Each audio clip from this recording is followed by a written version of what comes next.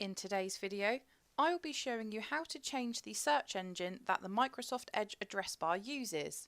So if you use the Edge browser, when you go to search something using the address bar, by default it will use Bing to search for what you're looking for.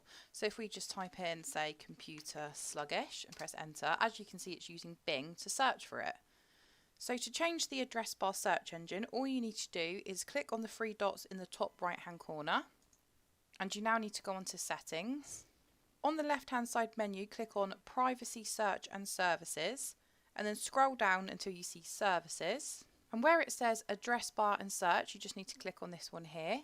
And next to search engine used in the address bar, if you click on the little drop down arrow where it says Bing, you can then change it to the search engine that you want to. So you can use Google, DuckDuckGo or Yahoo. So if I just click on Google, if I was to now go back to the address bar and search for something, so we'll just do computer sluggish again, press enter, and as you can see it's now searched using Google. But that's it for this tutorial. I hope this video did help you. If it did, hit that like button below and subscribe for more computer sluggish tutorials.